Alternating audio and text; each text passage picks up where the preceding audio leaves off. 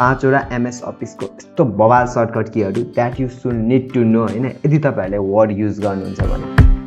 Number 1 is equal to press गरेर आरएनडी press गरेर चाहिँ यसरी नम्बर दिएर चाहिँ इन्टर गर्नु भने तपाईले र्यान्डम टेक्स्ट जेनेरेट गर्न सक्नुहुन्छ। सो यो चाहिँ तपाईलाई कतिखेर हेल्पफुल हुन्छ जब तपाईले वर्डमा काम गर्नुहुन्छ र तपाईले चाहिँ घरिघरि र्यान्डम टेक्स्ट चाहिन्छ नि, त्यो केसमा चाहिँ तपाईले एकदम धेरै हेल्पफुल हुन्छ। र अर्को तरिका भनेको तपाईले माथिको टेक्स्टलाई चाहिँ अप्पर केस गर्नु भने के गर्नुहुन्छ, यसरी सिलेक्ट गर्नुहुन्छ होला अनि केस चेन्जमा गरेर चाहिँ अप्पर केस गर्नुहुन्छ। बट यसरी सिलेक्ट गरेर चाहिँ तपाईले instead of that Shift + F3 press गर्नु चाहिँ यसरी अप्पर केस, लोअर केस र हरेक सेन्टेन्सको इच वर्डलाई चाहिँ अप्पर केसमा कन्भर्ट गर्नु।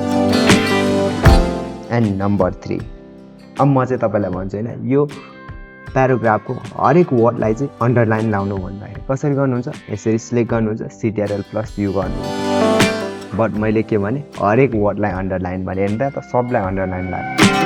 इन्स्टेड अफ द्याट तपाईले के गर्नु पर्यो, यसो गर्नुहुन्छ अब अनि CTRL+U गर्नुहुन्छ होला अनि यसो गर्नुहुन्छ फेरि यसो गर्नुहुन्छ। यो त एकदम टाइम कन्ज्युमिङ भयो नि त नि। यसको साटो तपाईले युज गर्न सक्नुहुन्छ यो सर्टकट कि CTRL Shift+W।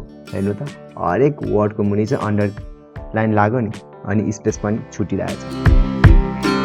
सो नम्बर 3 अब नम्बर 3 मा चाहिँ तपाईले यहाँनिर चाहिँ घरिघरि डेट इन्सर्ट गर्नुपर्ने हुन्छ के काम गर्दाखेरि। कसरी इन्सर्ट गर्नुहुन्छ, फोनमा क्यालेन्डर खोल्ने अनि आज 2080 7 महिना 23 गते जस्ट लाइक दिस इन्सर्ट गर्नुहुन्छ नि।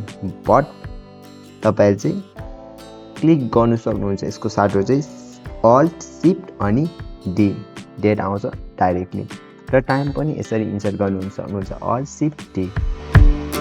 That's it.